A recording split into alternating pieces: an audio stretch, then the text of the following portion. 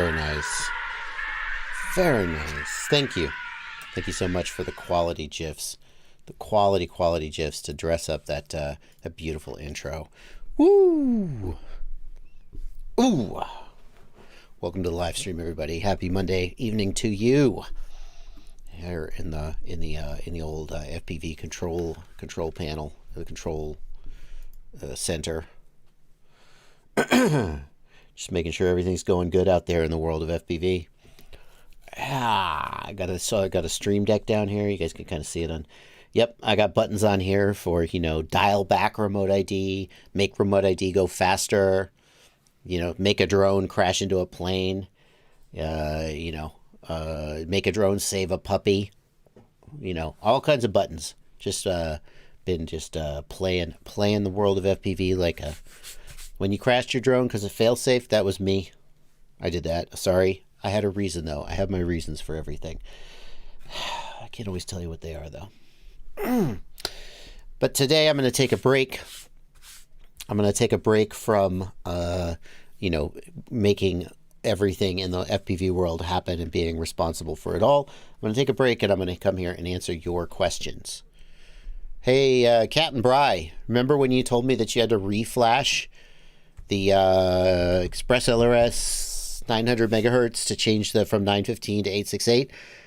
I haven't verified this myself, but I saw a screenshot that someone sent me today, unrelated to that. It happened to be a 900 megahertz module, and it sure looks like in the web UI there's a pull down where you could change from 915 to 868. Just saying. Looks like he corrected in the chat yesterday. I want to be fair to Captain Bry. He just didn't see it. It's okay. Why would you do that? Don't be fair to him. Don't be fair to him. Damn it. He says that as well.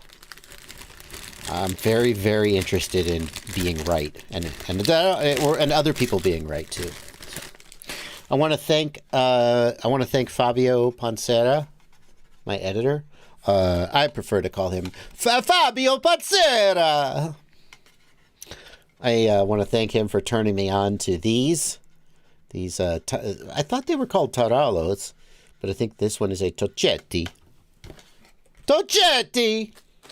He really, it's this little crunchy, flavored, baked thing. Hey, Fabio, how you doing, man? He said, when I was visiting him, he said he was going to make a carbonara. And I said, a carbonara? And he said, you can just say it. You don't have to be like, a carbonara. You just say carbonara. So, of course, I immediately kept saying it the annoying way. I am not going to be crunching on these the whole live stream, so please don't freak out, people who have misophonia. But I did. I was crunching on them before the stream, and I thought I would. It turns out Fabio's here, so. Tocchetti? Tocchetti? Oh, I see the CC. Tocchetti. Tocchetti. Tocchetti. Okay, fine. Oh,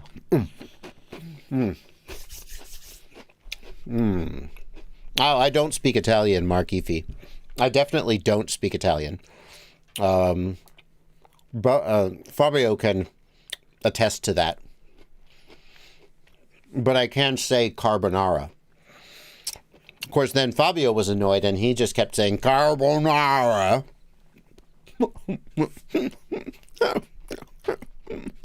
All right. No more. No, look, I'm closing the bag.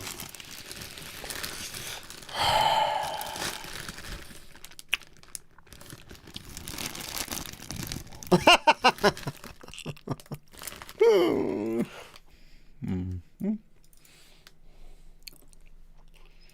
Yep, that's about right. Okay.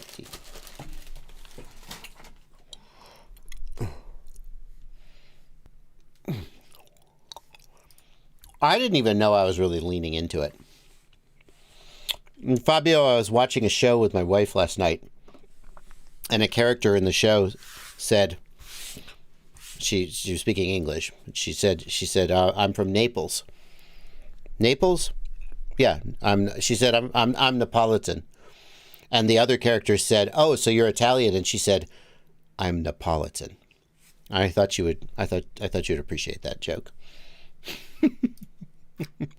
apparently people from Naples are really stuck up about it. Didn't know.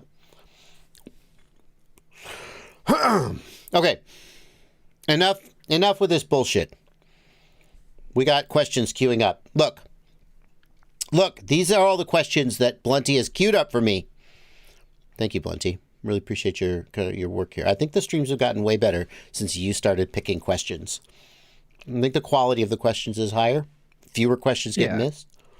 Yeah, it lets you kind of just do your thing. You know what I mean? So. Sometimes I feel like you wish I would do less of my thing. You can crunch on Toketti or whatever it is, and then I can queue questions, and you can get to them. You know. Okay. So we're going to start answering these questions. In addition, if you want to get your question answered, ask it in the chat. Blunty will queue it up, and if it sort of makes the cut, if it feels interesting and like it'll make a good chat question. Not every interesting question makes a good question for the chat. So we may pick it. If you want to be sure that your question gets picked, hit the $sign down at the bottom of the screen. Leave a super chat. We always try to read all the super chats. And every so often somebody says that we missed one, and that's a mistake. But if you want us to read, just leaving them out. Ooh, wow, they go up really high.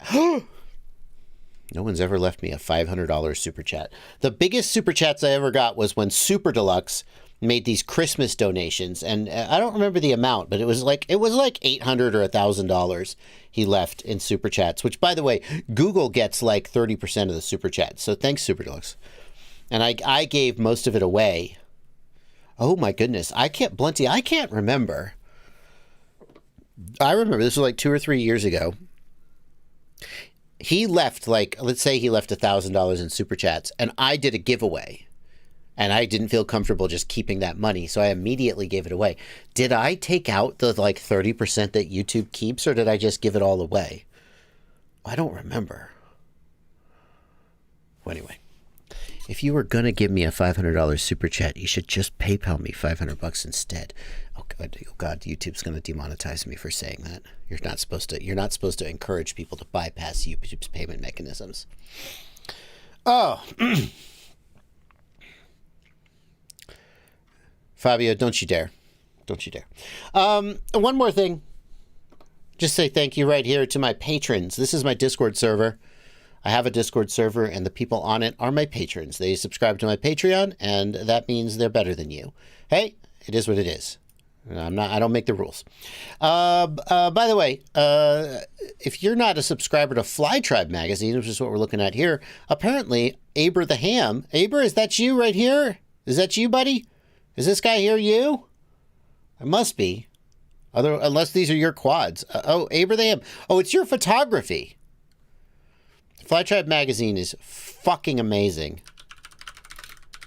And if you're not a member, you need to subscribe. Just shut up and go do it. You can go look. Oh, we got some video content. Wow. It's great. They got online subscriptions. There is something that... Oh, look at this guy. A bunch of videos about how great it is. Can you still see the content? View our first issue for free. Okay, interesting. So you can see the May issue for free online. Just, I every month when I get this, I am so happy to just flip through it and look at the amazing photography and just the world of drones and FPV and just feel so cool and awesome. So, okay. Let's get on with it. Let's get on with some questions. Nobody left a $500 super chat. I don't believe that. No, okay, great. Let's see. Blunty, you want to queue any up? Oh, I'll start with this one from Bubby, Blunty. Well, you got them queued, but if you want to pin any of the top ones, I'll get to them. Bubby FPV, thank you for a $10 super chat. Favorite burger place? Cool Cat says Five Guys, but they ain't season their burgers. So I assume Five Guys. I would also say Five Guys. I don't know what you mean by they don't season their burgers. Their burgers are amazing. That's my opinion. I'm not a guy who shies away from seasoning. I always order their burger with jalapenos and hot sauce. They have hot sauce as an optional topping. and I find it to be really, really flavorful. You can order it with barbecue sauce if you prefer. I don't find them to be under-seasoned, and I think it's a really, really well-constructed burger. Like, you get it. Like, there's a fine line between a burger kind of being overstuffed and too big to eat, and a burger kind of being like it's like it's like really well put together. It's like kind of mushed together, but not falling apart, but not mushy. It's a good burger. I think it's one of the best. Unfortunately, they've gotten way too frickin' expensive these days. Just because everything's they were already on the edge of too expensive, and now but it's a really solid burger. I would say of fast food burgers, I think, of the major sort of fast food places, Wendy's is probably like my favorite burger. I think they have a really nice burger. We don't have In-N-Outs here, but I have had an In-N-Out, and all of y'all who are big fans of In-N-Outs, I don't know what the frick you're talking about. I honestly don't know. It's not bad. In-N-Out's not bad, but like there's literally nothing like special or extraordinary about it. It's just like I'm eating a burger and oh my God, you put Thousand Island dressing on it. Big deal. So yeah. Five Guys. The only downside of Five Guys is it's a little too expensive, but it's a great burger. Okay. We got a bunch queued up. Let's get them. Drones and FPV says, I'm just getting into the Walksnail avatar. Got a set of Dominators and a V1 VTX and a Vision 40. I'm getting non-matching firmware. Due to a computer issue, I can't transfer anything to SD cards. Is there any other way to update the goggles? The short answer, no. Long answer, why the hell can't you transfer things to SD cards? What is wrong with your computer? No offense intended, but like that's a really basic function. Like, it sounds like you're saying that it's not just that like your SD card reader is broken, but like literally your computer can't copy things. And I don't know. I can't imagine. I'd love to know more about what that issue is, because that's crazy. But like, you can transfer things to SD cards from your phone. You got to solve that problem. I'm sorry. You just got to solve that problem. No, there isn't any other way to update the goggles that I'm aware of other than SD card. That's how you do it. Okay. Black Jungle wants to know. Oh, hey, Black Jungle. Black Jungle's a prominent member of the Discord. Would you be okay with me showing and using your latest How to Fly series while doing simultaneous translation to a bunch of students that want to start flying over here in Brazil? Black Jungle, that would be 100% fine with me. Here's the thing. My opinion, my policy is that I put my content up on YouTube, and I like, as long as you are playing the videos and like hopefully you're watching the ads, although Black Jungle, you're a patron, so like I feel like you've like done your part. Especially if you're using it in a classroom, you don't really have to ask me. You don't have to ask me. You can do it. I mean, I appreciate it, and like I find it a courteous if you ask, and then I just say yes. And it's nice I just like to know that somebody out there is using my content to teach beginners how to fly. That's what it's for, so go for it. The only time I've ever had a little bit of a is, I'm not going to name names because that would be inappropriate. Once upon a time, somebody told me that they went to a course given by let's just say a federal contractor. And they went to this course, and this federal contractor was doing a drone class.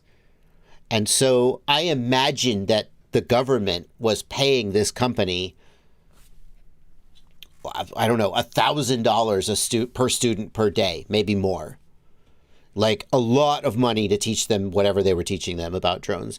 And this guy said, yeah, I went to this course and I sat down, and when it came to the FPV section, they just put up YouTube videos of your How to Build series.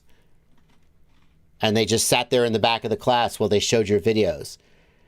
And I was like, okay. If you're charging somebody $1,000 a day to watch my videos, then I feel like you need to cut me in. But if you're just standing up in front of your classroom, Black Jungle, and you're doing live translation, no shit, man. That's what they're for. Frickin' do it. I'm not even that mad. I mean, like, obviously, if they came to me and offered me a check, I would take it. But I'm not even that mad because, like, they're just doing advertising for me. So, anyway. It was the only time when I've been like, okay, I feel like I'm a little taken advantage of. Drones in FPV says, oh, I'm just so curious about this drones in FPV. Yeah, but why don't you just say yes? Why don't you just say yes? That's fine. It has some property that can't be copied to. I've had this error before, so then I just say yes and it copies. Weird. Just say yes, it'll copy. Right? No? Okay. Maybe not. Apparently there's more to it. All right, continuing with the questions. Hello, sir. Hello. Dana Schlund. I have the Radio Master Boxer. The SE and SF switches are not working and not getting detected in Betaflight. I set the aux and mixes. No, drones in FPV, you can ignore that error message. See, now that's why I wanted to poke at this, drones in, because I think we might solve your problem. That Windows error message just means that there is like some, like the date, the timestamp or something isn't going to get copied. That you can completely ignore that message. Just hit yes, copy it, go update your goggles. You're good. Don't worry about it. Okay, SE and SF switch is not working. There is a video I made.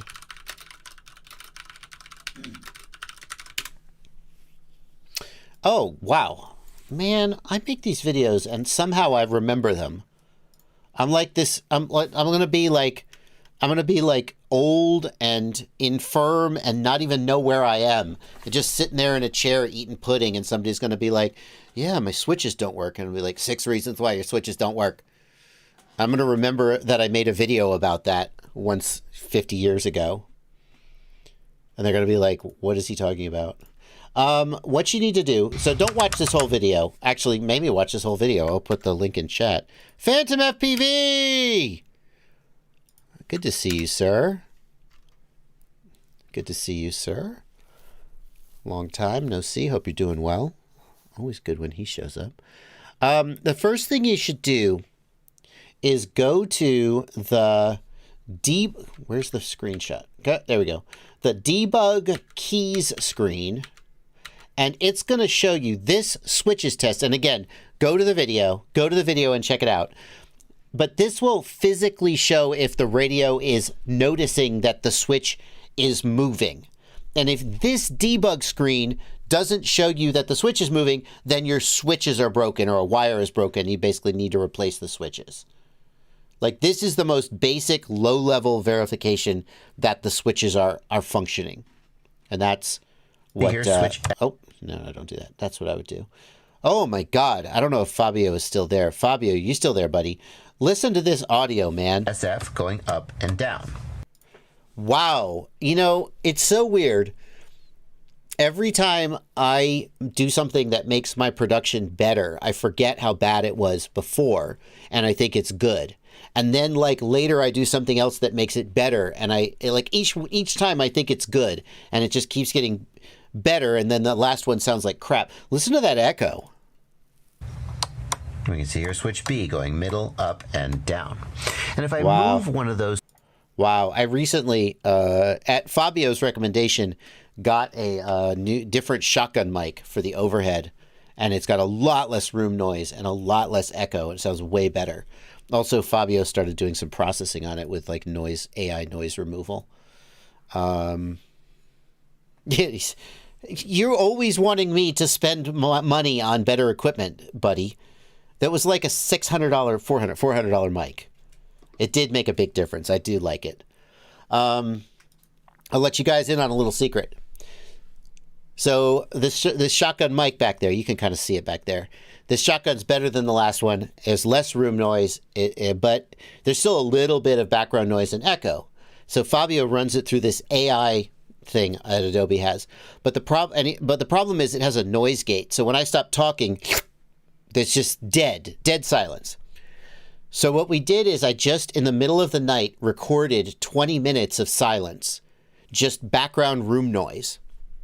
And then underneath my vocal track on every single one of my videos now, there's just this 20 minutes of background noise so that when the noise gate, the AI noise gate shuts down as I pause, you don't hear silence.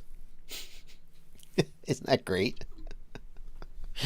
Anyway, hopefully that video and the debug screen can help you figure out why your switches don't work. Dana Schlund. Next up. Morshusot, S-O-T, Morshusot. I messed up a screw thread in my frame. How can I remove the damaged screw without damaging the frame? If you messed up the thread, then it's going to be tricky because you could have cross-threaded it and damaged the frame. I think you just have to work it out however you can and replace whatever's damaged. Oh, Fabio points out that he's not using the Adobe AI enhancement. He is doing manual presets in Audition. He deserves credit for that because I came to him and I said, Fabio, I know you're a colorist, but I'd like you to do the audio for my videos. And he said, but I don't know anything about audio. And I said, I know, but I have confidence you can figure it out. And then I expected he was going to learn about audio. I was like, if you want to take a class, I'll pay for you to take a class. We'll figure, whatever you need to do. And I was about to go away on a trip for like 6 weeks. And so basically I was like, look, you don't have anything to do that month anyway. So let's once you learn how to do audio processing. And then like 4 days later, he came back and was like, look, I haven't slept in 4 days and I learned how to do audio processing. And I was like, bro. So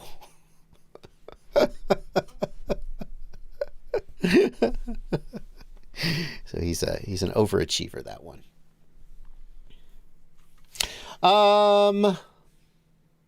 There's a suggestion here for Engineer NZ05 for removing stripped screws. Yeah, but it's not necessary. If it's just the screw head that's stripped, there's ways to get it out. But if you like cross-threaded it, he says he damaged a screw thread, not the head, and so it makes me think he cross-threaded it.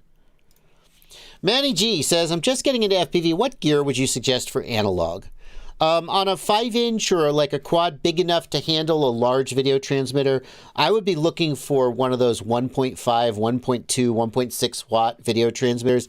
There's several of them. The Rush Tank Solo is one. The Gep RC has one.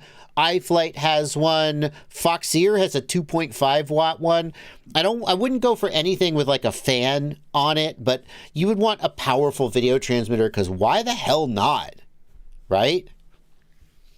As far as goggles go, I mean, like if you have $400 to $600 to spend, then the best goggles are going to be the Skyzone Sky 04X, the Orca goggles, or the HD0 goggles are a damn good analog goggle as well. And then you're going to want a module, and the modules I suggest are the TBS Fusion, the Immersion RC Rapid Fire, or SpeedyBee has a new module out that hasn't really been tested, but is supposed to be pretty good. Or maybe we want to wait until you test it. You also have a website where people could go to get a list of parts. Wow. I don't know why I didn't think to say that. I'm terrible at my job, Lindsay. Thank you. You could also go check out the Ultimate FPV shopping list. And I've got a section here for analog FPV systems. My website is fpvknowitall.com. You were lobbing me a softball, Blunty, on how I could I was trying to let you go. I was like, I'm sure he's gonna get there. Just gonna fucking just babble. Yeah, so we got some VTXs and cameras here. Different ones. And there's gear, there's suggested gear here as well.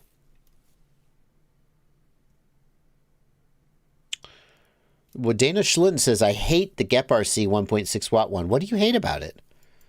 I mean, I've used Gep RC bind and flies that had the 1.6 watt on it and was not disappointed with them, but I didn't really do like a rigorous test. What did you hate about it? He'll get around to it. Oh, my goodness gracious. Casper Sobchak wants me to say happy birthday to his brother, Oscar. Okay. Happy birthday, Oscar. A little freebie there. Fabio Pansera, thank you, sir. We'd like to remind everybody that know-it-all is not just a slogan. He actually knows everything, like for real. Yeah, except then the one time I don't know... by the way, that's bullshit. Then sometime when I don't know something, I cannot get over getting razzed about it. Oh, I guess you don't know everything after all, do you? Oh, man. Never heard that one before. I'm glad you embraced it, because this shit happens to me anyway, and I don't call myself that. You know what I mean? Like, what do you mean? That used to happen at work all the time. People would just come and ask me stuff, and then if I didn't know, they'd be like, I can't believe you didn't know that. And I'm like, nobody else in the building knows that either. That's why you're asking me, right? It's like, first of all, I don't know everything about FPV, but I know a lot of things about FPV. I mean, I own that. But if you come and ask me, so what's the capital of Timbuktu? I don't know. What the fuck ever. I don't know. And they'll be like, oh. Anyway. Only the young rippers are allowed to roast me like that. That's right, Bubby. I'm an honorary. As long as I remain. Bubby, let me ask you something, Bubby. Hold on, let me clear this question off. Bubby, I've known you long enough, Bubby, that when I first met you, you read to me. I don't even know how old you were when I first met you. But when I first met you, Bubby, you read to me as a kid. Don't feel self-conscious about that. You were probably 16 and probably resent being called a kid. I see 25-year-olds and I go, little punk. He's fucking, what do you know? So don't feel, the older you get, the higher the bar is for somebody to be a kid. But you read to me like a kid. And you gotten older, as we all do. And you're starting to read to me like a young adult. And that made me think, Bubby, are you, the founder of the Young Rippers, ever going to age out of the Young Rippers? I mean, is it like Logan's Run, where when you hit a certain age, they just you're out, you're done? He doesn't know anything about Logan's Run. What's the line, Bubby? 21 is the line. Bubby will age out of the Young Rippers. The Young Rippers, by the way, is Bubby's FPV group. There's a Discord server for that too. But Bubby graciously made me an honorary Young Ripper, even though I am far past the age of 21. Do you think you will get to be an honorary Young Ripper as the founder? Who will make that decision? I don't know. I wondered. All right, folks, we're gonna pause the questions here, and we're going to go to the super chats. I usually do that at about the half-hour mark. And we're going to read super chats until all the super chats are gone. Blunty, I like some of these pinned questions, Blunty. Don't clear the pinned questions. I like a few of them. I noticed last time when I went to super chats, I think you cleared them. That's fine. But I see a couple of these I really want to make sure I get to. Parkour Guy wants to know, thank you, Parkour Guy, for a $2 super chat. What's your preferred rates? Parkour Guy, we don't need to speculate. We can go to the Betaflight configurator. We can go. And we can go to the presets tab. And sure enough, preset sources, Betaflight. There is an official Betaflight preset of my rates. Isn't that nice that they did that? Bardwell's rates are in here, I promise you. Don't do Stinger Swarm's rates. He has elbow rates, man. They have such a curve in them. No, you can do them if you want. Here are my rates, though. You can see them right here. It's in the presets. And you can find, so you just load them right there.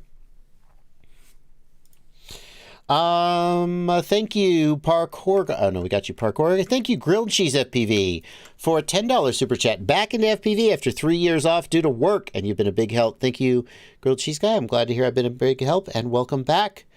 I can't imagine what kind of work you were doing for 3 years that you didn't get to fly.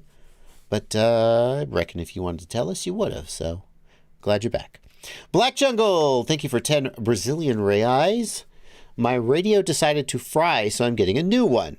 Both are EdgeTX. How much can I transfer from one to the other, and how would I go about doing that?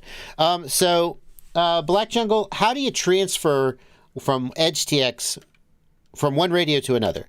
We're going to start with this app, EdgeTX Companion. Shut the hell up, Windows. There we go. EdgeTX Companion.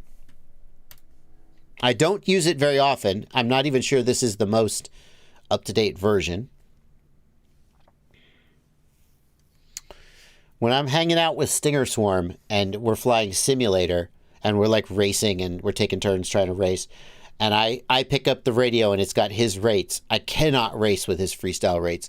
They have this sharp curve in them and it makes, I can't fly them. They're not predictable. So let's open a, like this is my, so this is a backup of my radio. So the first thing you're going to do is you're going to connect the radio and you're going to do read models and settings from radio. You can't freaking read that. You're going to connect the radio and you're going to do read models and settings from radio. I could freaking do this with an actual radio. That would be more useful. Let's do it. So the first thing I'm going to do is in the settings, make sure I have the correct radio profile loaded. Oh, this doesn't have the boxer. And you're going to do that in settings and the radio type. I'm not going to be able to do this because this version of EdgeTX Companion doesn't have the boxer. Damn, that's why, yeah. So we're going to set the radio type correctly, and we're going to read models and settings from radio. And when you do that, you're going to end up with something like this.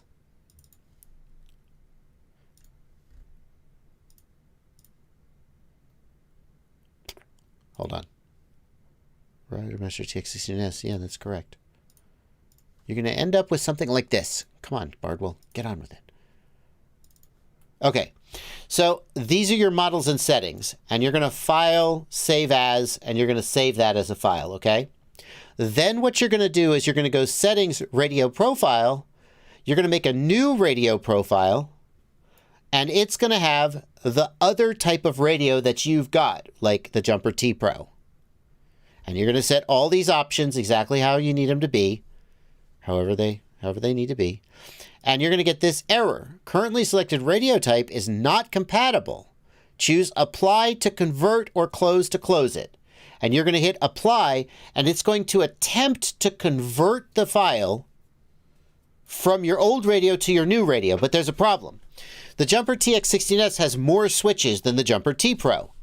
So this is a list of all of the settings that need to be fixed in your model.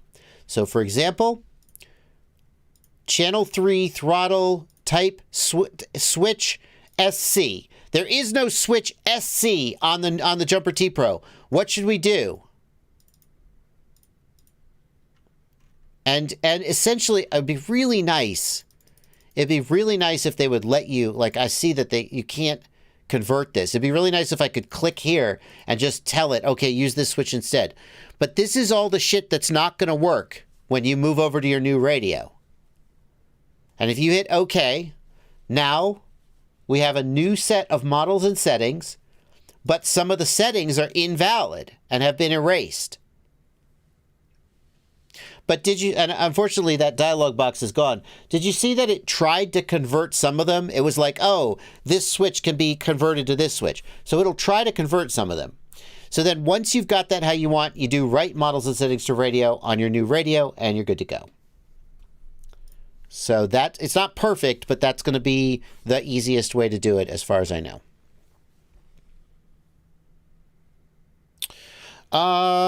Chris Greer. Thank you for a $1 super chat and a $20 super chat. Thank you so much. Make up super chat since YouTube didn't let me send more than $1. Well, yeah, figured it out. I'm using this info to do a tail sitter VTOL, not bothering with control surfaces, just an up tilt and all the throttles. Nice. Was there more of a question from Chris Greer, Blunty? Let's look. I had to watch an old video, talk about the audio difference. Yeah, no, you're right about that. Yeah, I have seen, Chris, I've seen a few examples of like single engine, single channel planes that basically just use the thrust is offset, and they use that to basically act as a vertical control.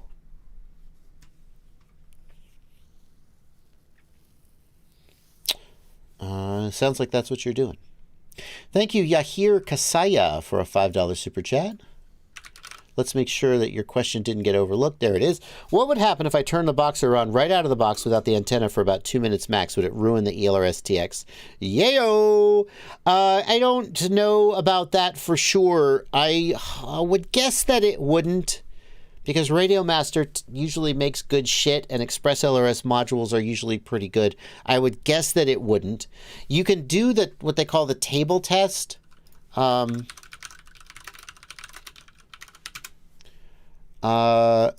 is this. I'll give you the URL in a second. Yeah, here it is, the bench test.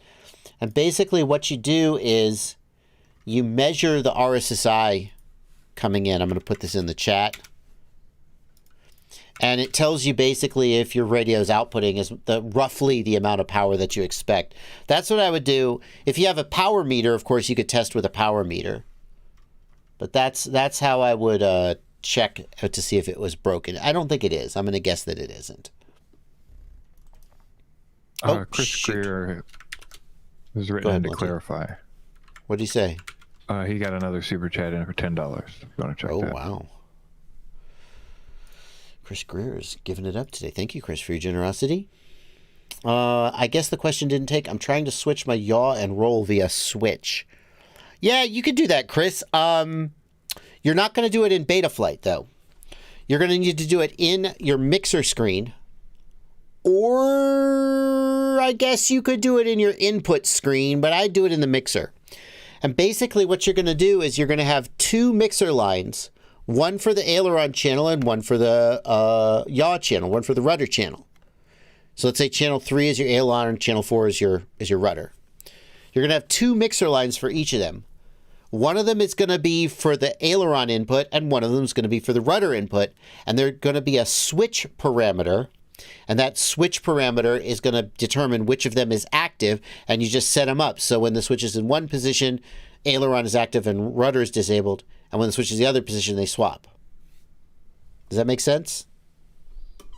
If you want to email me, jb@joshuabardwell.com, I can walk you through it. But if I had my downward facing camera set up, I would do it right now, but I don't. I was using it today. But that's how you would do it. In the mix, when you edit the mix, there's a parameter, switch, or SW, if it's on I don't know what, they shorten it to something. And that switch parameter makes the mixer line be active only when the switch is in one position. But yeah, you're not going to do that in Betaflight. You're going to do that in the mixer on the controller. Kim Fused wants to know. Hey, good to see you, Kim. You and Garter Rotor. Always nice to have you guys all around. Did you watch the video Linus put out trying the compact VR goggles? Thank you for a $10 super chat. I did not. Dare I watch it on my... Will Linus copy strike me? It feels like Linus Media Group won't copy strike me. It seems like that's the kind of dick move they wouldn't do. I'm going to go for it.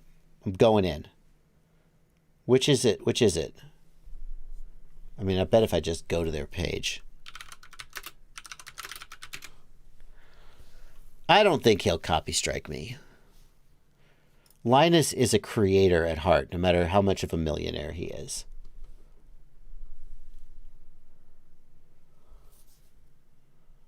It's not the Meta Quest, is it? It's these things, right? The big screen beyond. This incredibly tiny VR headset weighs a fraction of the valve index, uses high-resolution micro OLED displays. Hey, that's what's in our goggles. goggles. With a face cushion that manufacturer Big Screen Inc. creates specifically for you using a 3D scan of your face. And the craziest part is that it's not an enterprise product that costs $3,500 up front plus an annual subscription like the Vario VR3. How much is it? How much is it? It's not cheap either. How much is it? How much is it? The cost of a PSVR 2 and Ooh. Big screen beyond. Oh, so are you suggesting that I could use this as an FPV goggle, Confused? a Valve Index combined. But on the other hand, it's also the reason that I am finally excited to talk about PC VR again. Is it, Linus? I have a lot of thoughts to share on this one, but the Big Screen Beyond is a legitimately next-gen VR headset, guys, so don't tell me you're not here for it. And don't tell me you're not here for season. Check out the link below. Oh, no, we're not doing a Index sponsor has spot. excellent headphones on board, while the Big Screen requires you to BYO. The question would be... I was blown away immediately by multiple aspects of the Beyond's image quality. Okay, the question would be, what's the latency on the input? Right? First of all, of course, you get the incredible contrast of OLED, with blacks going from, you know, kind of gray in my Valve Index to actually black. I mean, 2560 by 2560 doesn't sound like that much more than a PSVR 2. Like, for real quality assets in a game like Half-Life Alyx feel HD, and we all went, special effects probably need to get a whole lot better, don't they? The panels aren't particularly bright. Big Screen quoted me about 80 nits at their default 100% brightness, which is considerably less than the Index and That's not a a lot. little over half of the Vive Pro, both of which are decidedly last-gen products at this point. But I gotta confess that until anyway, that's interesting. That's interesting. No, I didn't see that. The big question would be the latency of, like, does it have HDMI input and what's the latency? Until we know that, it's a non-starter as a FPV goggle. And it's I mean, like, we know that VR goggles need low latency, but it depends on, like, how much processing they're doing on board and so forth. Yeah. The form factor is very interesting, though. Custom faceplate is the biggest takeaway there for me. That'd be nice if people... It looked 3D printed. Podcasts. Thank you for 70 South African Rand. In your last stream, you said the FPV community is shrinking. I guess that's kind of what I said.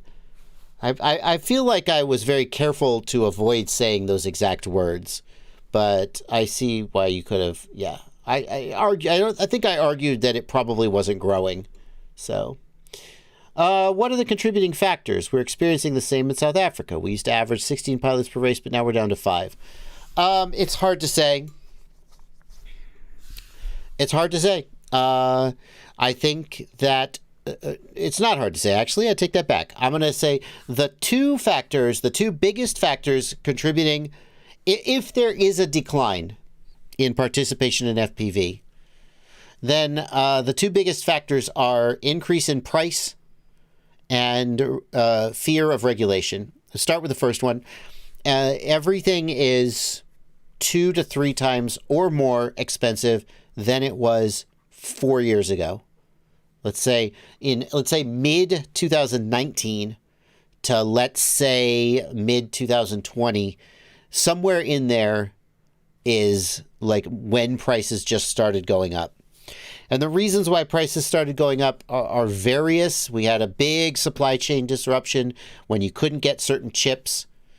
I'm sure most people watching remember that. And it started an increase in price. I personally believe, I said this on my Reddit AMA, I watch a creator by the name of Perun, Perun, he is a defense logistics expert. Oh, a real exciting guy to talk to at a party. But he does these amazing 45-minute long PowerPoint presentations about military things. And one of the things he talks about is the war in Ukraine. He said that the Ukrainian Ministry of Defense announced that they were consuming 15,000 FPV drones a month. Now, I don't know if that number is accurate, and I assume his facts are accurate because he's very good fact checker. If you think about it, though, if that number is accurate, then the consumption of 15,000 drones a month by itself will drive up prices. That's how supply and demand works. The more demand there is, the higher prices go. So I imagine that that's contributing to an increase in price of hobby FPV components. Like, imagine that you are a drone manufacturer, and on a normal month, let's say you manufacture and sell 1,000 drones, which I think would be a large number for a typical, for like, I think that probably the biggest guys like iFlight probably sell more than that, but I don't know. That's tough. I don't know what worldwide demand is. Let's say on a given month you produce 1,000 drones and you sell them for $300 a piece, and one day you get an order for 5,000 drones, and you're like, oh shit, I got to hire more employees. You're going to raise your price. You're going to raise your price in response to that increased demand. So prices are up, and that is driving people out. And I know that for a fact because in 2020, in spring of 2020, when everybody in America got a $1,200, well, not everybody, a lot of people got a $1,200 stimulus check. The government just dumped $1,200 in their lap and said, do whatever you want with this. And also the government said, hey, everybody, don't go to work for 2 weeks.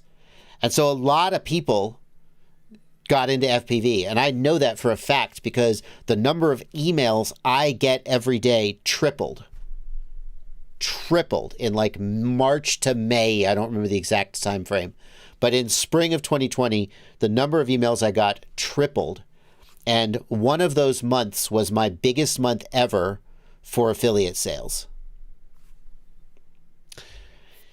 And so it says that when people have money to spend, some of them spend it on FPV, and that as prices go up, the number of people who can afford to spend money on FPV goes down, and that drives people out. The other one is fear of regulation, which is, I think, a little bit silly because at least in the United States, there is essentially no enforcement.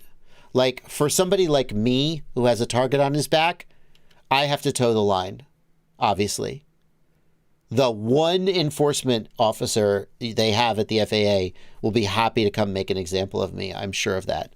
But for a typical pilot, their chance. So like, it's funny. I said this again on the AMA. I was like, there's people who will drive 12 miles over the speed limit every day, even though cops are out there actively trying to catch them and ticket them and don't care. Right. But these same people are like, oh, well, I guess the remote ID, the FAA, I guess I'm not leaving. I'm leaving the hobby. Even though the chances of actually being enforced are essentially zero. And I'm like, I don't get that. But that's my opinion. Take it for what it's worth. Okay. Continuing the super chats. Sunshine, good to see you back. Sunshine, haven't seen you in a little while. Thank you for a $10 super chat. I've been running Ghost Tyrannus QX7 for all my radio links, and the QX7 finally shot craps. Looking for a new radio with no budget. Oh, you know specific budget, but nothing crazy. Easy transition, comfortable with OpenTX and Lua scripts. Get the Boxer. If you're happy with the QX7, then you'll love the screen on the Boxer because it's basically the same dimensions as the QX7. And it'll do everything you need it to do, and similar form factor. Not exactly the same, but similar.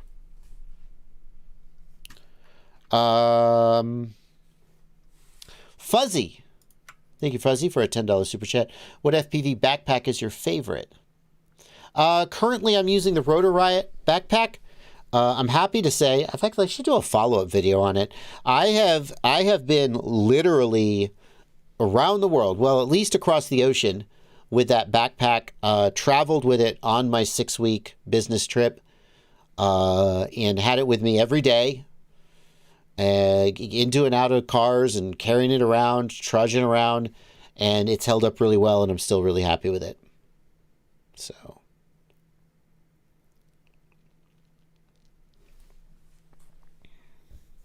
Do you know the difference between the Pit Stop Pro and the Pit Stop Pro Stealth Edition? Yeah, the Pit Stop Pro Stealth, I mean, like, I've tried to figure that out too. because the Pit Stop Pro Stealth is, let's see, 169. The difference, as far as I can tell, is that the Pit Stop Pro Stealth removes the piping, the colored piping. That's it. If you look at the Pit Stop Pro,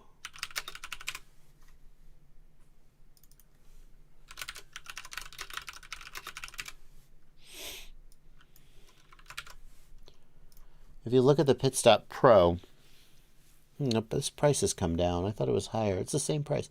Pit Stop Pro has this green piping and green stitching, and there are some people who like their stuff to be blacked out.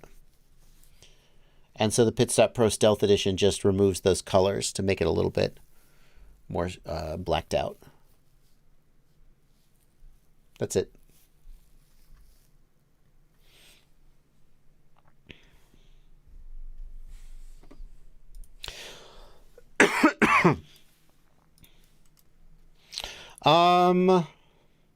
How did the MLDR convo after the news go? Thank you, Zippy, for a $2 super chat. We will be talking about that on the news tomorrow, but the short version is we have a statement from MLDR that we're going to read on the news. I'm not going to read it here, but they did give us a statement, and the short version is that they feel like they have fulfilled all their contractual obligation to the pilots. And as far as I can tell, the point of disagreement, because obviously we had pilots coming to us and saying we didn't get paid what we were owed. So somebody doesn't agree. As far as I can tell, the difference in opinion is that MLDR agreed to go above and beyond what the contract required and pay the pilots like essentially an upgraded amount of money, even though the contract didn't require it. And the pilots were like, yeah, but we thought we were going to get that and we want to get that. And the head of the MLDR was like, okay, you're right, I'll pay you that higher amount. But the difference seems to be that was seen not as a contractual obligation, but a sort of a personal promise. And now there is a sense of, well, when are you going to come through on that? And so, yes, we'll talk more about it on the news. But that's my take on it right now. I mean, my personal opinion, if whether it's a contractual obligation or whether it's just a verbal agreement that you'll pay me a certain amount of money, if then it's months later and I still haven't been paid it, I'm going to be like, bro, like, when are you going to follow through? So I feel like on some level, I don't know. We'll talk about it. I'll talk about it on the news when Blunty's there to keep me in check. Blunty biting his tongue right now. What should be my first FPV drone? Thank you for $2 Australian. Ollie Flipchick. The simulator. The simulator. Then once you're good in the simulator, you can pretty much get whatever drone you want. I think a good choice for your first drone is either a 5-inch freestyle drone, assuming you've put the hours in the simulator to be like half competent at flying it, or like a 3.5-inch is a good, like, smaller one. I don't actually think a Tiny Whoop is a great first drone. In some ways, Tiny Whoops are harder to fly. And, but if you're going to fly indoors, like a 65mm Tiny Whoop is fine.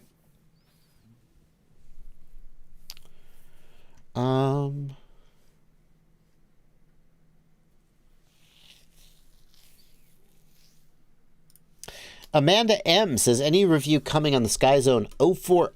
It's on sale now for $360 US. Seems like a good goggle, but I can't find any reviews. Have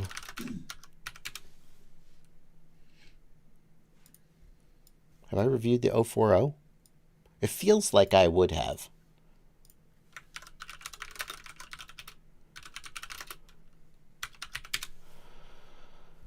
Well, I've got the 04X. What's the difference between the 04X and the 040?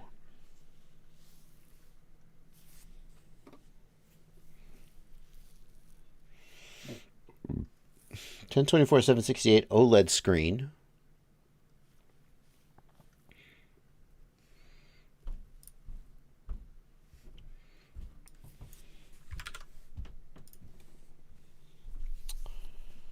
Blah, blah, blah. Blah, blah, blah. 1280 by 960. So 1024 by 768, 1280 by 960. So it's still a 4:3 screen, but it's a lower resolution screen.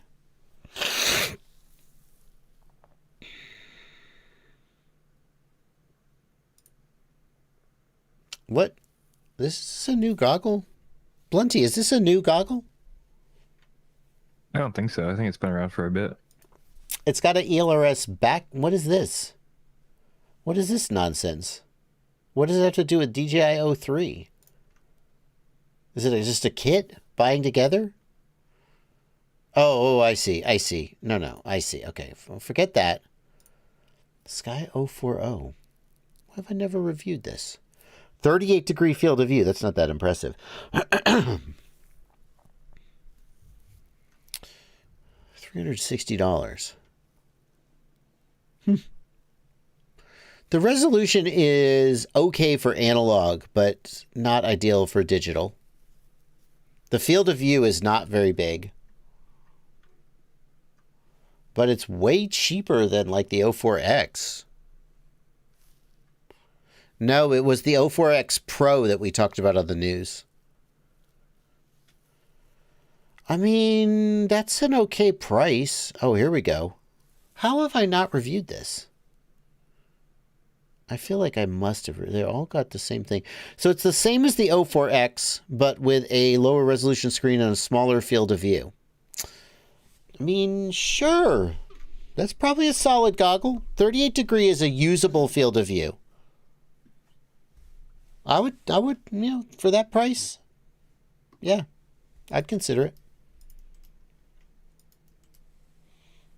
It's the discontinued. Oh, is it the... Oh! Okay. It's the EV300O under a different name, isn't it? That's it. Okay. Don't network error me. Bingo. Okay. Yep. Okay, so check the specs and make sure. Yeah, okay. So the reason you can't find a review of this goggle is that it's actually the Eachine EV300O, but Eachine didn't make this goggle. Skyzone made it, and Eachine sold it under their own name. Now, Eachine, I guess, has stopped making it? No, yeah, Eachine has stopped making it, so Skyzone is selling it as the Skyzone Sky 040. So what you need to do is you need to look up reviews of the Eachine EV300O. And that's the same goggle as the Sky 040. And I did review that goggle. Okay. Now, okay, I feel better. We figured that out. Awesome. What do we have to do to get signed merch from you? Thank you, Podcast, for 14 South African Rand. The easiest way is to find a way to meet me in person. If you happen to run into me, I'll happily sign merch for you. I don't really sell signed merch, though. Like, yeah, I mean, if somebody said, hey, if I send you this t-shirt and a $20 bill or something, will you sign it and send it back to me? I'd probably be like, okay. That sounds annoying. But okay, probably.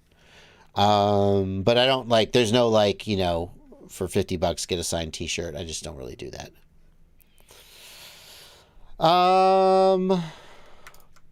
Bro Wild asks, thank you for $5. Bro Wild, do any of your family members fly FPV? No, not really. Do you plan on indoctrinating your kids? I have flown with my kids, but they haven't really like latched onto it. So I guess no. There you go. Thank you, everybody, for the super chats. That is going to do it for the super chats for now. We're going to go back to the regular chats. And I want to get this question from Phil the Fainting Goat. Why isn't more FPV equipment Part 15 certified? Many people say just get a ham license, but amateur radio can't be used for commercial purposes. So anyone using a Part 107 with a ham license is in violation of FCC regs. Yeah, you raise several good points there, Phil. The reason FPV equipment isn't Part 15 certified is that analog equipment basically can't be Part 15 certified. because when you're doing analog transmission, the output power limit is so low that it's essentially unusable. It's like 0.4 milliwatts, less than a milliwatt.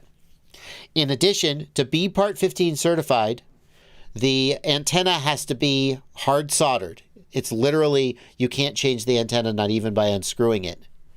And like once a long, long time ago, there was a Fat Shark video transmitter that was Part 15 certified. And like literally it had like no range because it was transmitting at less than a milliwatt. And it was just useless.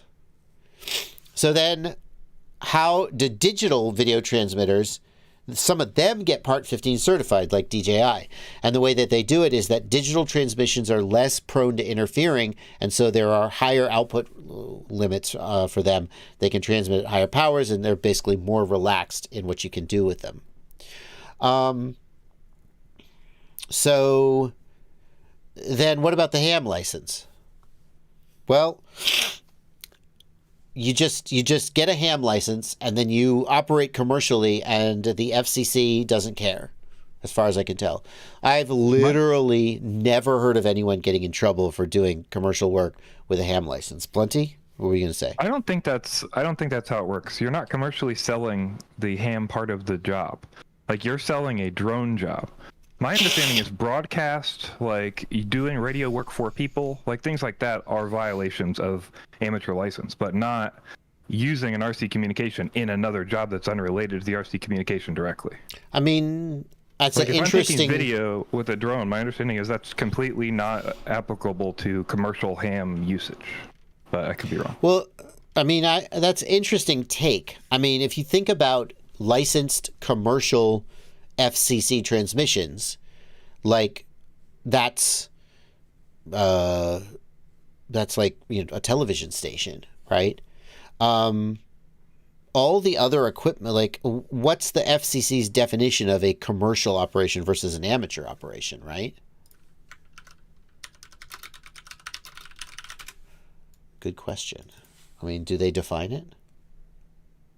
Amateur radio service.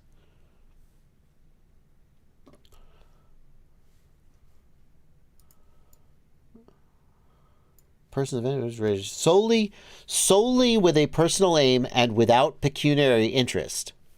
I mean, that seems pretty clear to me. Like, obviously, this is just one page that I looked up, Plenty. I don't. To me, I don't read it like that at all, right? Because it seems like you have a pecuniary interest if you're using the radio transmission to make money. No?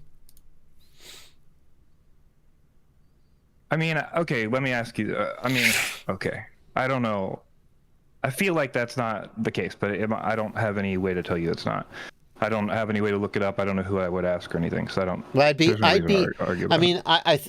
think that there's. I mean, I'm motivated to find out because, like, right now, my reading is that there's no way to do commercial work legally except with Part 15 devices. And many devices that we're using are not operating under Part 15. By the way, those DJI goggles you got that are Part 15 certified, as soon as you took the antennas off and put different antennas on, they're not Part 15 certified anymore. So, and I don't think the FCC really cares as long as you are operating in a ham band. The fact that you're doing commercial work, I've never heard of, literally never heard of anyone getting in trouble for it. But, like Slaughter Bartfast says, you can't use a ham radio to do dispatching when driving a cab, right? Even though the broadcast itself is not the thing that you're selling, you're using the radio. Anyway, I would be interested in a definitive answer because it feels like there should be a way to use ham bands in the service of a job as long as you're still obeying all the rules. But I think the letter of the rule precludes that. Anyway. I mean, AJ Farah says if you were broadcasting to a bunch of people with the hardware, then that's commercial. That's absolutely not true, AJ Farah. I'm pretty sure that there are examples of people broadcasting, like, You're just broadcasting for fun. You're not making any money. You're not doing sponsor spots.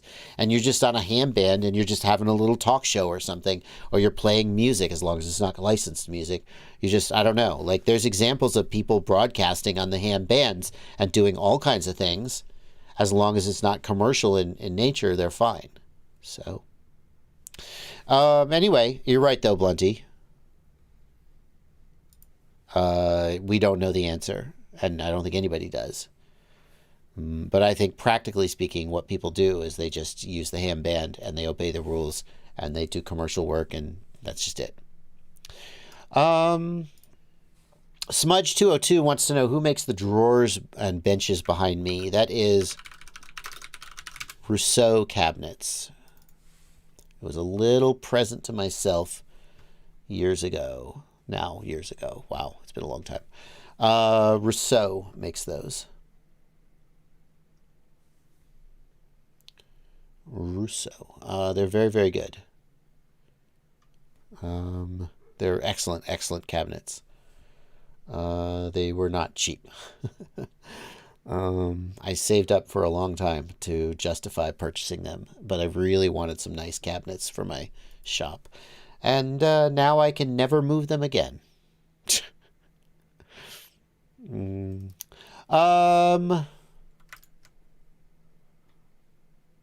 Let's see here.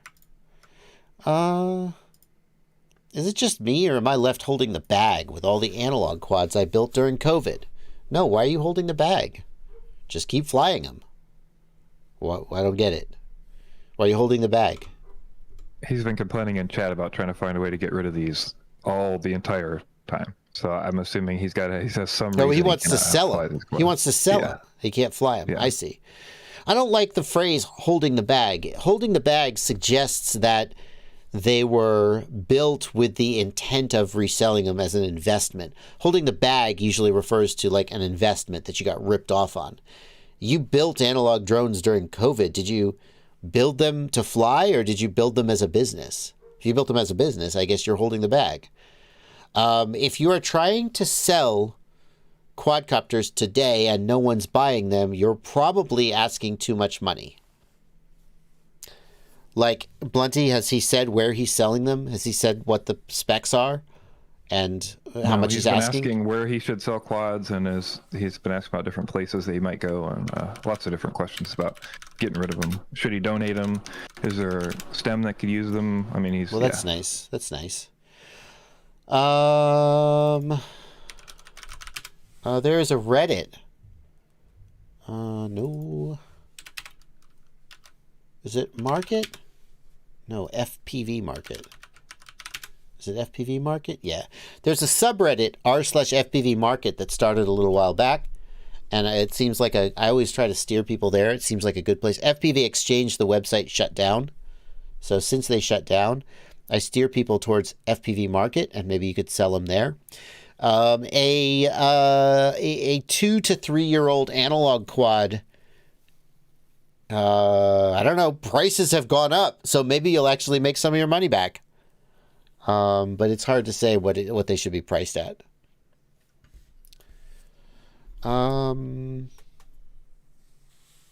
Yeah.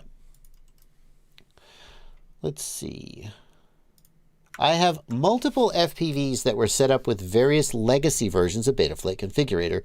Do I need to do anything special when plugging in months later on a newer version of Betaflight Configurator? I don't think so. Betaflight Configurator won't screw up the configuration, but if you've got a very old version of Betaflight on the quad, then don't try to configure it with a new version of Configurator, because once you start making changes, just plugging it in shouldn't break anything. But as soon as you start making changes and hitting save, now things could get screwed up. Okay? Is FPV Market good for EU2 or only US? I don't think they have any restrictions. And people put their location. I wouldn't be surprised if most of the sales were in the US, but if you're in the EU, go for it. Let's see here. I have a 5-inch build and a TX16S, both on Express LRS 331. If I buy a Mob 6 with SPI-based Express LRS 2.0, what's the best thing to do to fly them both with the same transmitter? The reason for that question is that the Mob 6 is going to come with Express LRS version 2 V2 on it and not be able to bind to the 3.3 module in the radio. The two choices that you have are, number one, update the Mob 6 to Express LRS 3.x.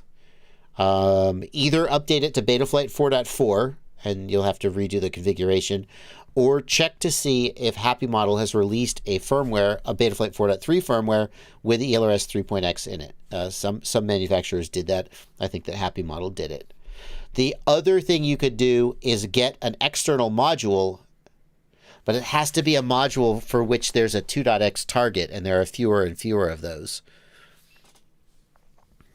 But like, get the Happy Model, go in Express LRS configurator. I'm pretty sure like the Happy Model Pro module or will have a V2 target, and you can flash it with Express LRS 2 and bind it.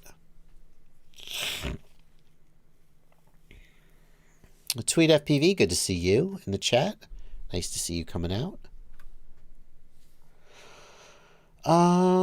Let's see here.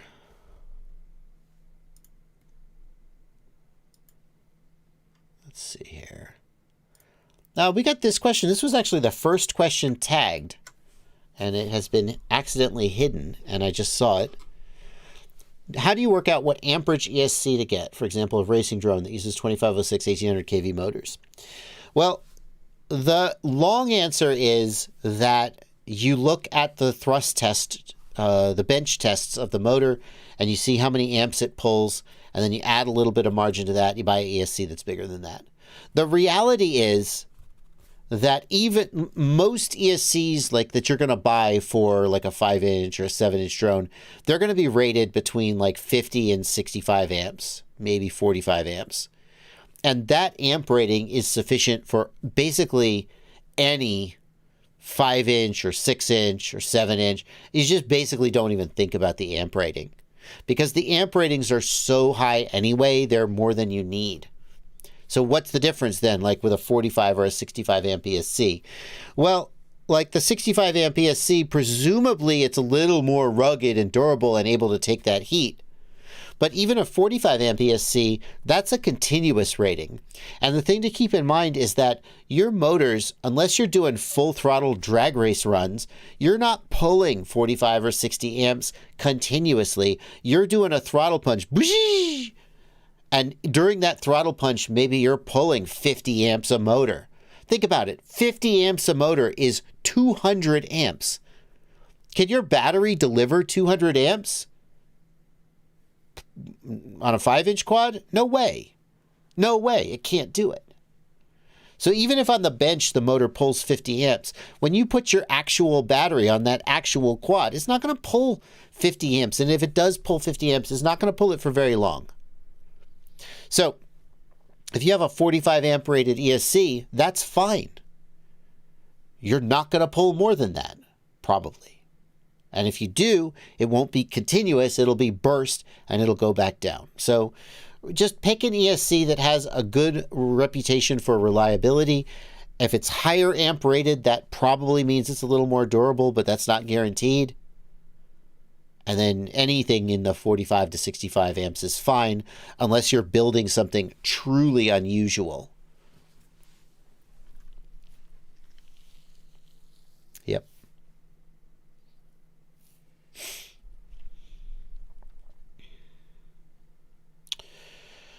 OG Master Chief wants to know, between the Jumper T20 or the Radio Master Boxer, which should I get as my first radio? Like, the T20 has a lot going for it.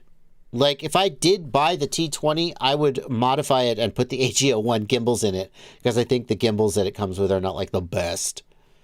I've seen other people do that. There's some question about the build quality on the T20 not being really quite as good as the Boxer. Radio Master has pretty high standards for build quality, although probably not like the highest standards, but they're pretty solid, especially in the FPV world. I would take the Boxer, but the T20 does have a lot of interesting things it brings to the table in terms of the switches and controls and form factor, and there's people out there who really like it. I would take the Boxer. I think it's better built, has better gimbals, and so on.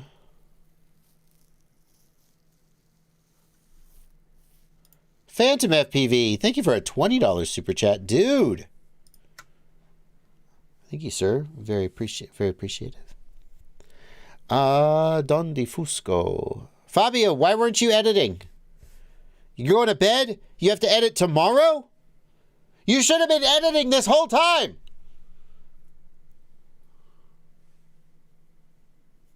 It's 3:20 a.m.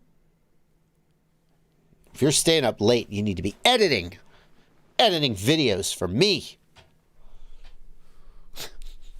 Slave driver. Now I feel bad. He apologized. He said, I sincerely apologize. I know he's joking and he knows I'm joking, but now I actually feel bad. Don Di Fusco, thank you for a $2 super chat.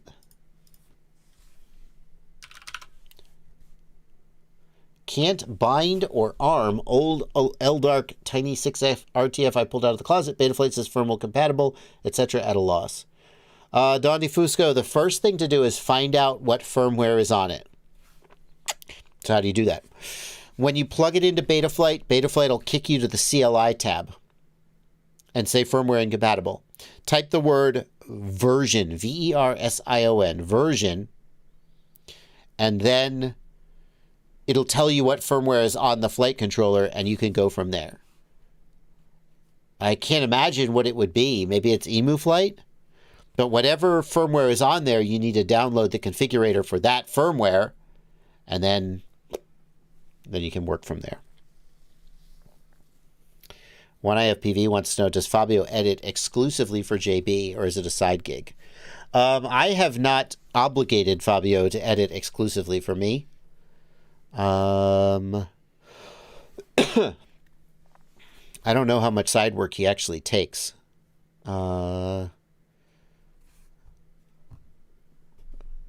He is a independent contractor and has the freedom to do what he wants with his time.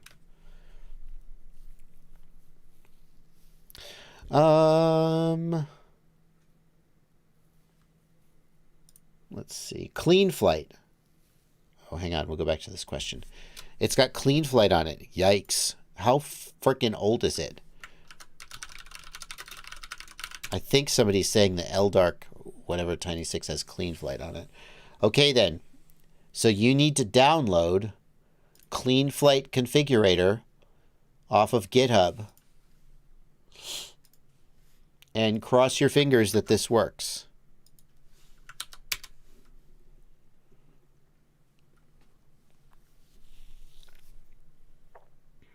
There's Clean Flight Configurator, though.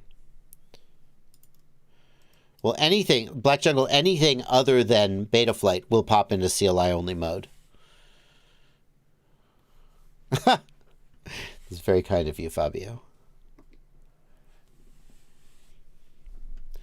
SP Racing F3 is firmware, but not available in Betaflight. Yeah.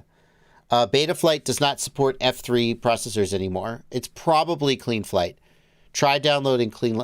honestly, it's going to be a lot of work to get a drone that old working. And at a certain point, some people would give up on it. But it's up to you. Clean Flight Configurator, I posted the link in the chat. That's what you need. I think we should also mention there's those specific F3 builds that you can get 4.1 that Mark Spatz puts out, right? I mean, yes, but you won't find that in the configurator. Why that's what I'm saying. That's why he's not seeing it. Yeah. 4.1's getting older and older. Dream job that's not drone or YouTube related. Thank you for a $2 super chat, Bro Wild. What's my dream job that's not drone or YouTube related? What would I like to do? It's not drone related. Yeah, okay. Well, let's assume that money's no object, right? Let's assume that, like, it's just, I'm independently wealthy. And I just want to... Now that Fabio's gone, we can go back to eating the tocchetti.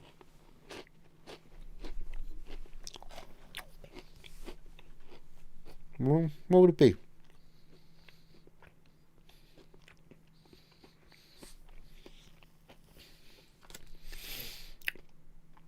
Here's the problem.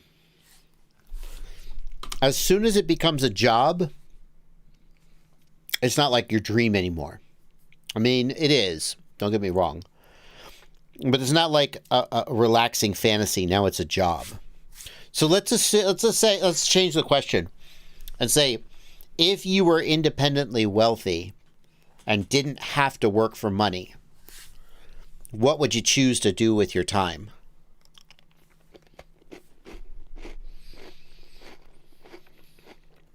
And it can't be FPV or YouTube.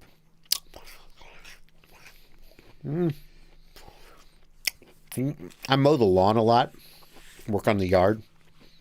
I like building things. I had the idea that it would be really fun to do a schoolie conversion on a bus. For those who don't know, let me show you what I mean. What you do is you buy a school bus and you convert it into a camper. That sounds like fun. My wife would dig that. A lot of work, like a lot of, but like, it's like a lot of work, but it's like manageable because it's just like all right here. You know? Like, it feels like each individual step of this conversion is something I could get my arms around. It'd be a challenge, but it'd be doable. Just like take a year and do it. Wow, they freaking tiled this bathroom. Holy shit. They tiled the bathroom in a schoolie. That's commitment. You SOBs. That's commitment. Wow. It's the worst. That sounds fun. I like working. I like building stuff.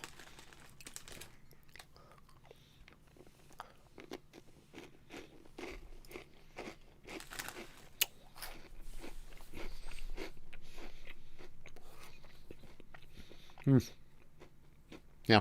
Okay.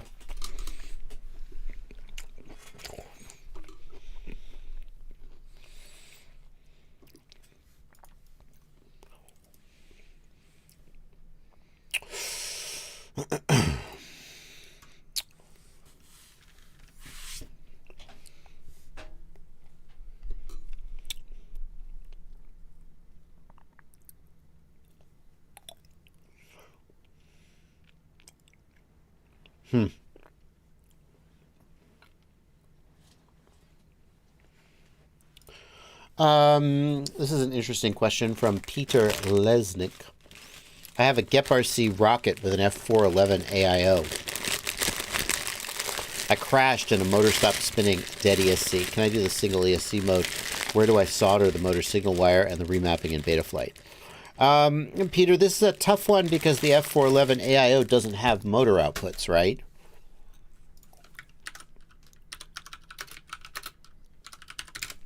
So, like, let's look.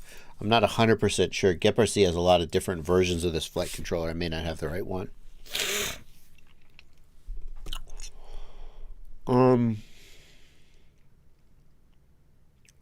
So, does it have an LED strip? That's the first. Let's find the wiring diagram. No, the manual will do.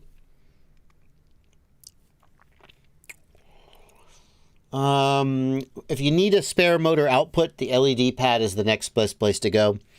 Because the LED pad is guaranteed to have a DMA channel and a timer assigned to it, and that means it will work with D-Shot. So I would solder the signal wire to the LED pad and remap accordingly.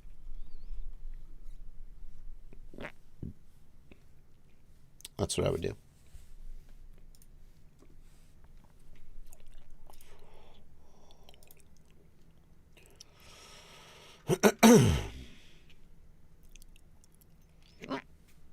Goodness gracious.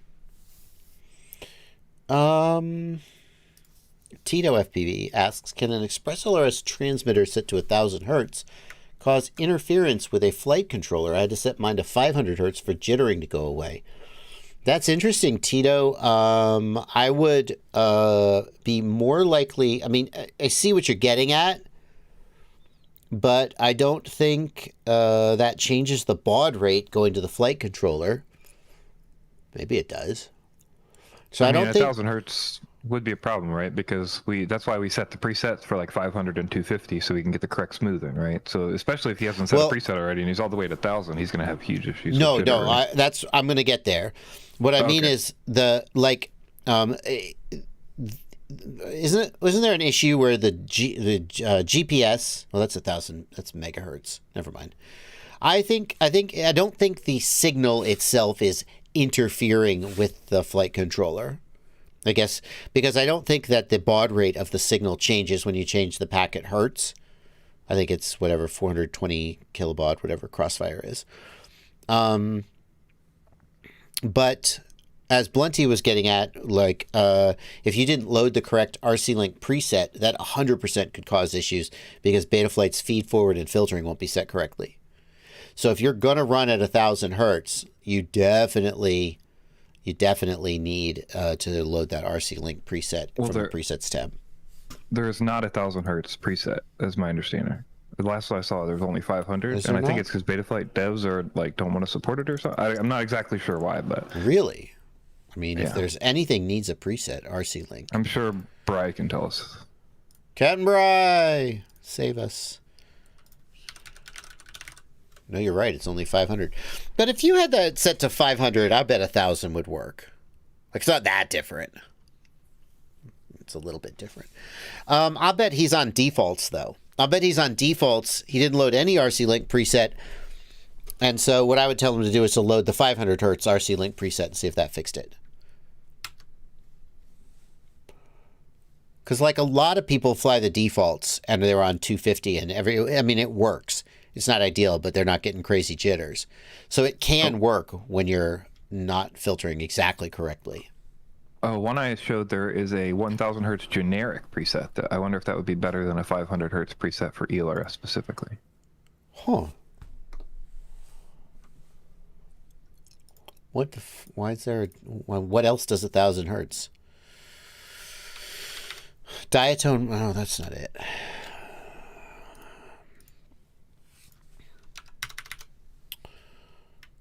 Generic 1,000 hertz race by Sugar K. All right, well, you could try that one. Nothing else uses 1,000 hertz. Obviously, this is for Express. Yeah, see here, Express ELRS. Yeah, so load that one. Great. See if that fixes it. I didn't know that. Thank you, Plenty.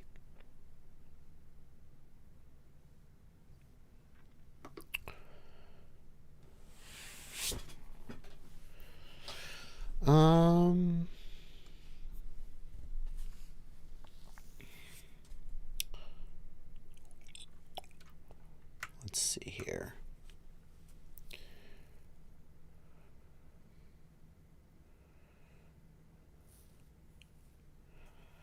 Does Betaflight 443 fix the motor order settings that didn't work in 442?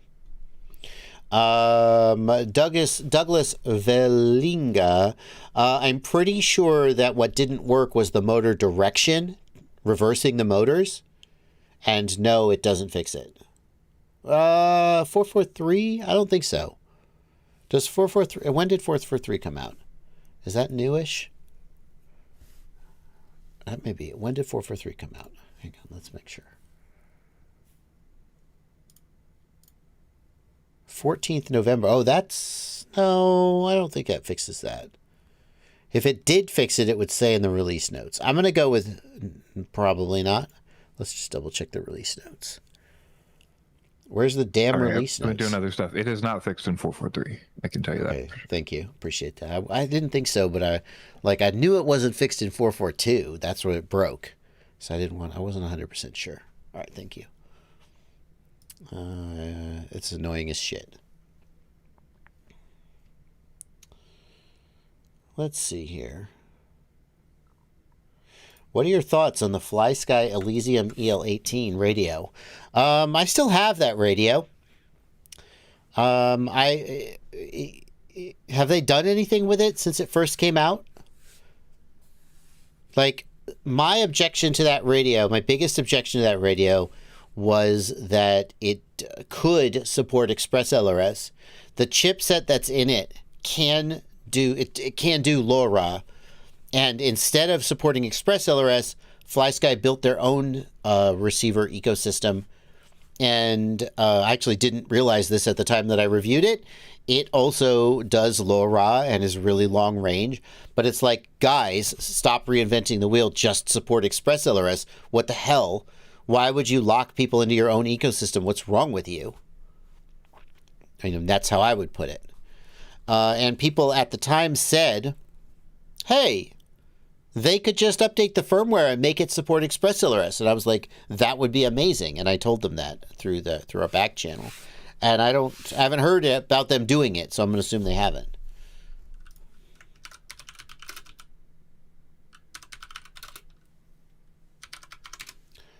Flysky EL18.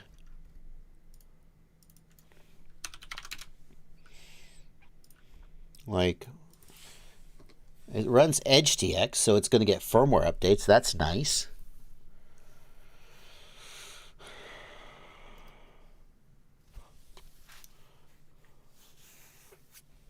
It's in stock at Banggood. But, I mean, the best thing that they did with this radio was that they made it support EdgeTX, which means that when Flysky, it gets abandoned, like the original NV14 got abandoned, the people who bought it won't be screwed out of firmware updates. But I just don't see why anyone would buy this radio. No, I don't see why anyone would buy Flysky receivers. If you do buy this radio, you're going to end up putting an external module on it to run Express LRS or Crossfire or something. And at that point, you've kind of ruined the form factor, which is kind of like the main reason you're buying it. So I wish that they had released Express LRS firmware for it.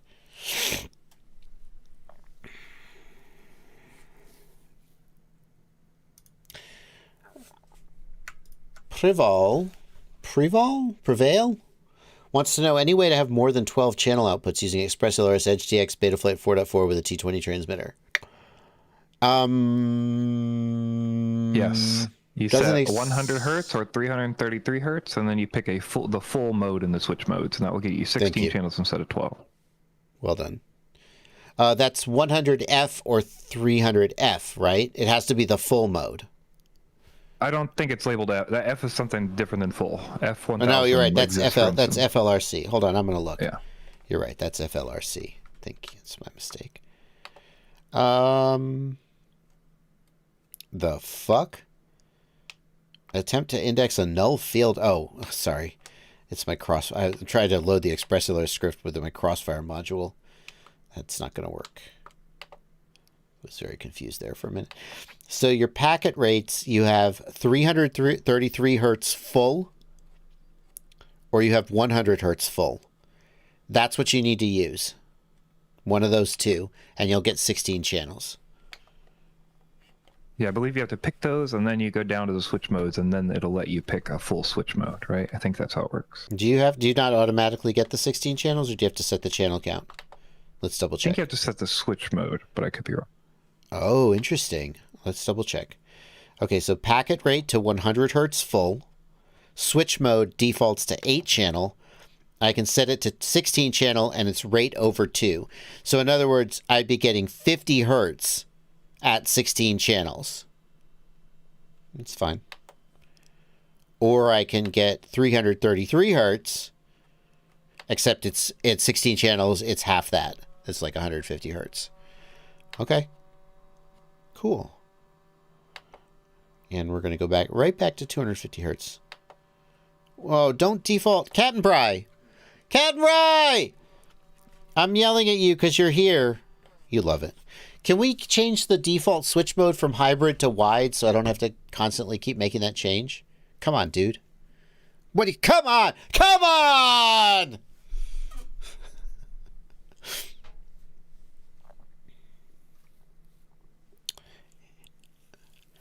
8 channel is fine, But I'm tired of having to switch from hybrid to wide every time I go back. Oh, he says it is the new default. Good. Thank you. I will take credit for that decision. No.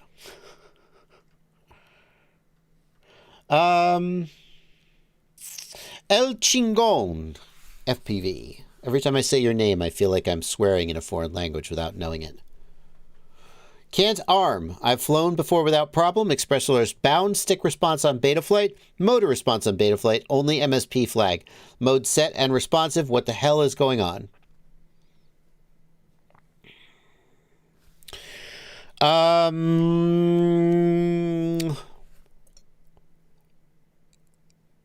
So sometimes when this happens, it's because you've got turtle mode active. So you arm and nothing happens. And you raise the throttle and nothing happens. And you don't realize that turtle mode's active and you don't move the sticks.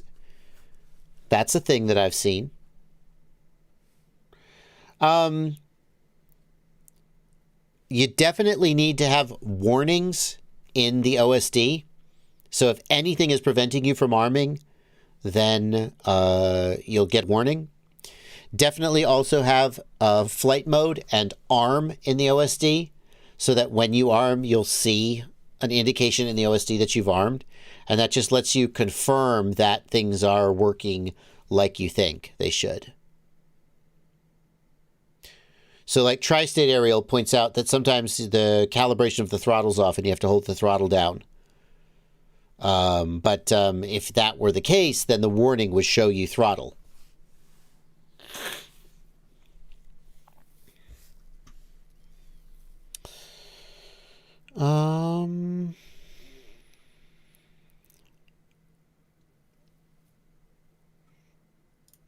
Jonah wants to know which one's harder to fly with, the Betaflight rates or the Stinger Swarm rates.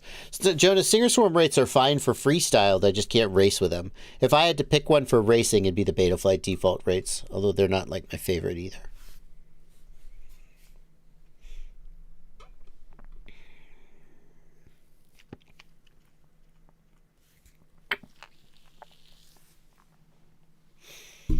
Let's see here.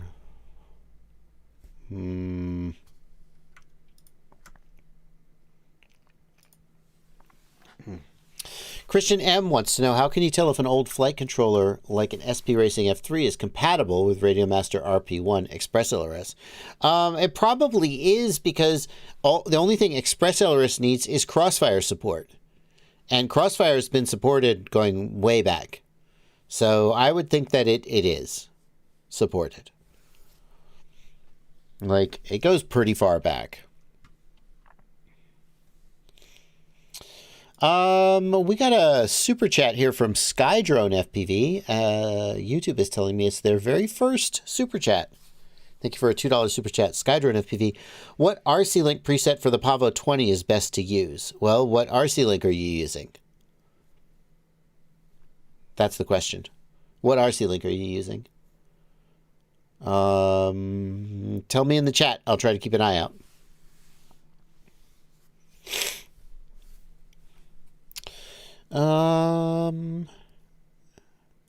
Artemy, thank you for €6. What's up with the Diamond F4 availability? I can't get it in the EU. Almost a month has passed since I've ordered it on AliExpress. It hasn't even departed. Who knows, man? What you should do is you should order it direct from Happy Model, and at least then you'll be the first in line to get it. Happy Model has their own store, don't they? So if you really want to get something like this, do they have their own store? I think they do. Let's find out. No, I don't see a store. Do they? Oh man, that sucks. I thought they had a store. I guess I'm wrong about that. Go figure. No. Alrighty, fair enough. I guess they're not making them. I mean, I don't have an answer for you.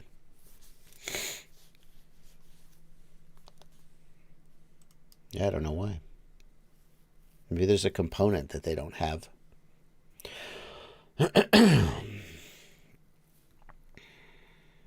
Did Skydrone come back with what link he's using? What RC link he's using? Blunty? No. It looks like no. Looks like no. El Chingon, thank you for another $10 super chat.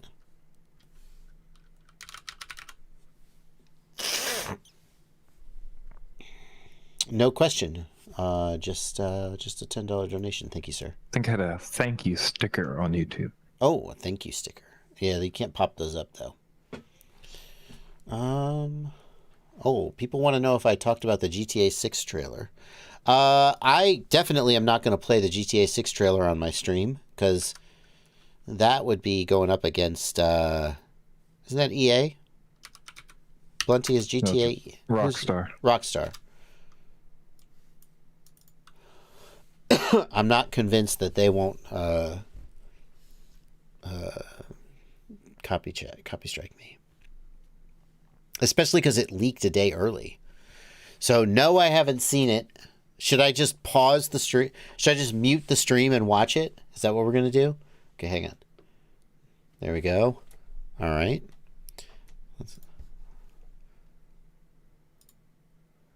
Let's see here. Ooh, am I 17 or older? Yes. It's not playing. Go. Oh, here we go. All right. Big prison break. Oh, good graphics.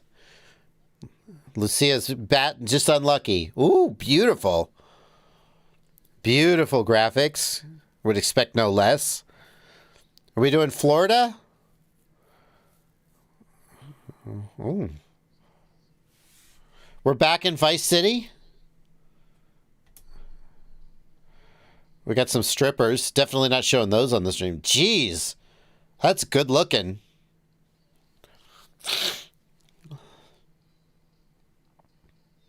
Back where it started, huh? So far I've seen like 4 big stripper ladies twerking. I feel like they're leaning a little too hard into that.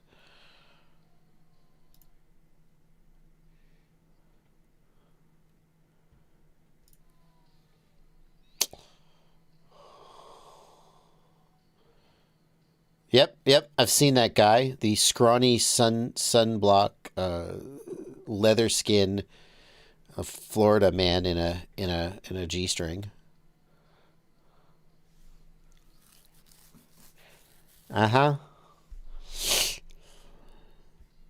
Is together. I knew they were going to say sticking together. The only way we're going to get through this is together. Yeah. Trust? Oh, yeah. Yeah. Okay. Okay. All right. Yeah. Looks like it's gonna be a Grand Theft Auto game. You know, one every decade, right? That's what they do. It's nice to be back in Vice City. Miami was really iconic for GTA. What was that? GTA 3, I think. I'm hoping it's like cyberpunk style, like where there's, like a whole city and there's all kinds of different stuff going on and it's all like active and just a bunch of side missions and cool stuff to do. And like, I hope they use that GTA 5 online money and really do this right, Yeah. That'd be great. It's really interesting each time they put out a game to see like new generations of technology, what they're doing with the game. And they've just been sort of milking GTA 5 for so long that it'll be interesting to see if GTA 6 is kind of like the same, more of the same, like just GTA 5 plus, or if they really do something different with it. Like, it's hard to imagine what they could do differently, but as you said, like Cyberpunk really showed a way that it could be. So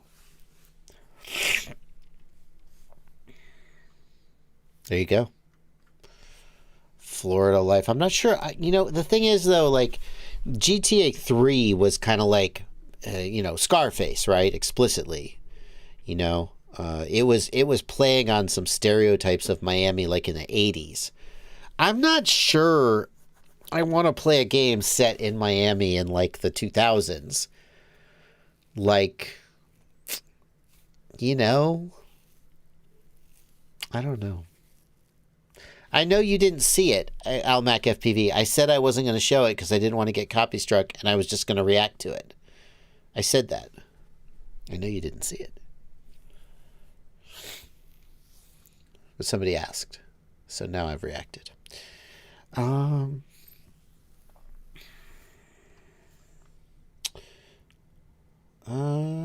Carbon Cage FPV says, I'm having DJI V2 blackouts during flight. You think it's the WTFOS bug? I mean, it could be. Carbon Cage, Blunty, didn't they supposedly fix that, though? So should he update WTFOS? Yeah, if your WTFOS is updated, it shouldn't really be caused by that. It could be, I mean, there are other issues, I think, with V2. Like, I'm not sure exactly what the behavior is, if the fan stops working and they overheat. And I know there were a couple other blackout bugs that people were finding, trying to do testing to figure out the WTFOS bugs in the first place. So yeah. The thing about the WTFOS bug is that the sort of the screen will reboot, but the goggles will keep working. And goggles won't like literally power down. Right, Plenty? Will the fans shut down too? I believe that's correct. That's what I remember hearing. But basically, if you're using WTFOS and you're not on the latest, go be on the latest. Alvaro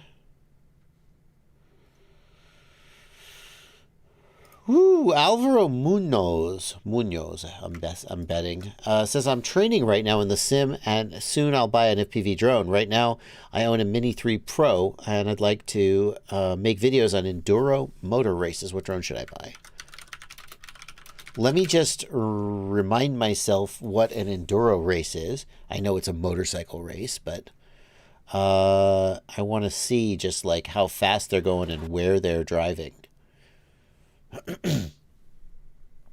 Enduro Life Media, okay. So this is like off-road shit. Oh my goodness. Well, you don't need to be going very fast, so that's good. He's going a little fast, but he's going to slow the hell down going up that hill. Is this a race? Is this enduro racing? They just all go up one hill? Or is this just like they're at one exciting section of the course? Yeah, good. Nice. Way to go, buddy. Hardest dirt bike race in the world. Erzgebrudo. It seems like they're not going real fast. So it seems like a 5-inch could do it. If you're flying close to racers like this or riders like this, you're not going to want to be bigger than a 5-inch for sure. Like chasing them with a 7-inch, even with their like pads and stuff on, to me would be no bueno. So I'd be doing a 5-inch or maybe a 3-inch, 3.5-inch with prop guards, just depending on, I mean, it just seems like they spend a lot of time just standing there. You know? A lot of times when you're chasing them with a drone, but you could be just like literally you could just be standing with a you don't need a drone for this. Just have a handheld camera and just be standing there looking at the guy and going, "Bro, I could walk this faster than you're riding it." Like it feels like this race is we've got a really hard course that if you were on foot, you could probably walk it. And then we're just going to saddle you with a motorcycle for no reason and make you get the motorcycle through the course. Like, here's two guys. And any one of these guys at any time could just get off their motorcycle and and walk up the hill. No, you got to bring the motorcycle with you, buddy. Like, I don't feel like a drone is hey, get out of my way. Yeah, see, look, he's literally gotten off the motorcycle and is now just using the motorcycle's motor to get the motorcycle over a route. You know, like you take an automobile race and you're like, I need to get from point A to point B and I need to do it as fast as possible. And the car is like, I got you, bro. Like a downhill mountain bike race.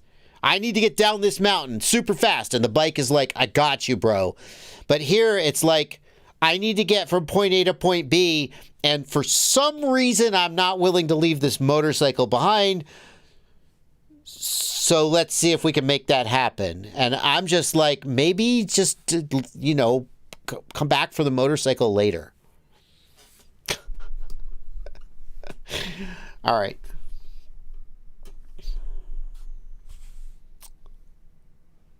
So yeah, don't use a drone for this.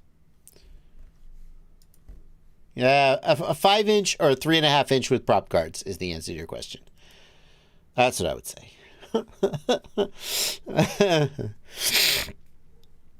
Excuse me for those who are annoyed at the sniffling. Got a little bit of a sniffle right now. Is there a reason digital systems don't include a mic anymore? I don't think they've ever included a mic. The O3 can't truly replace a GoPro without audio. Yeah, good point, Zippy. Thank you for a $5 super chat. I mean, the reason is that the manufacturers don't think it's important to do it. And that's it. I think the original Air Unit, DJI Air Unit, did audio, right? On board? It did. That is correct. Yeah. No, good point. It never transmitted audio, but you're right. It did have a mic on board. You're right about that. Yeah, Brandon Beans, it sounds like you're agreeing with me. Enduro racing is like person and motorcycle finish the race together rather than riding the cycle there. I mean, yeah, I that's what I was picking up. But it's like, what's the underlying premise of the race? Like, once upon a time, was there some dude who had a motorcycle who needed to deliver some stuff, and so he had to get through this territory? Yeah, I don't know.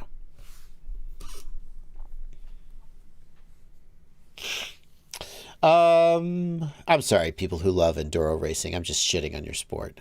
Yeah, I'm probably just dumb. What RC Link Hertz preset? Skydrone FPV. Back to your question. Let's see if Skydrone FPV ever answered my question.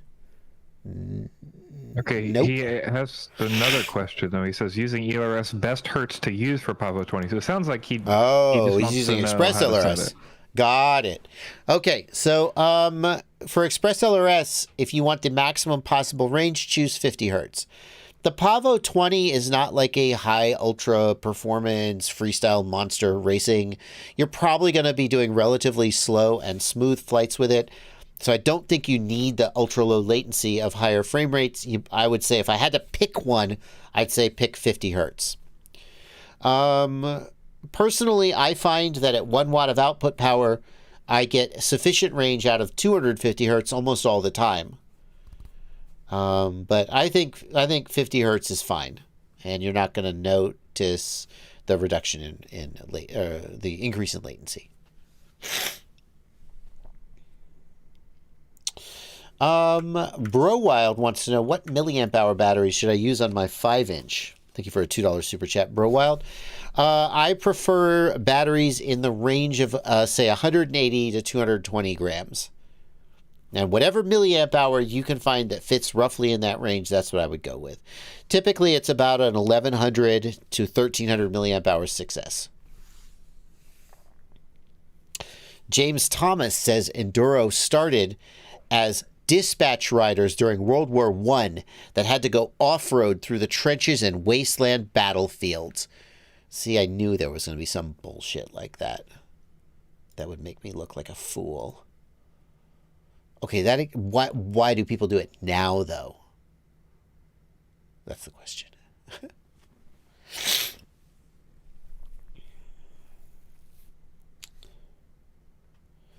FP Avery asks, can I set the analog VTX power to a 3-position switch on my transmitter? Yes, you can. Thank you for a $5 super chat.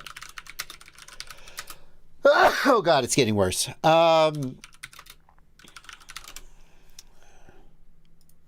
Yes, you can. I'm not going to show you how to do it, but I am going to point you to this tutorial.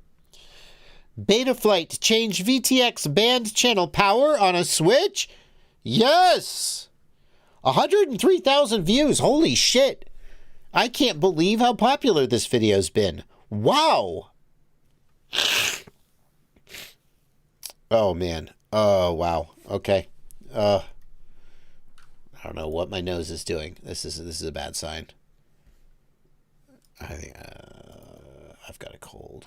I think I've got a cold. Here's the video.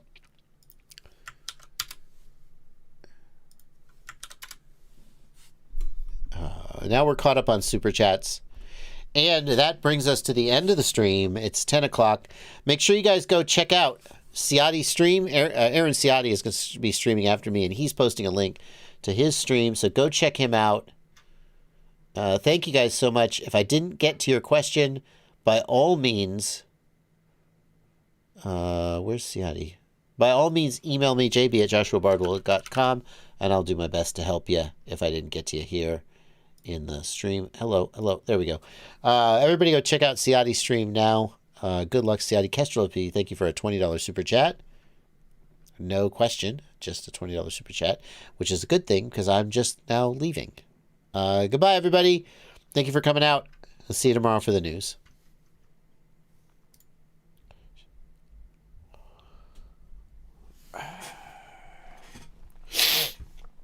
Oh, all right, man. Thank you. Wait, transition to the broadcast has failed. YouTube API error. Am I still broadcasting? Am I still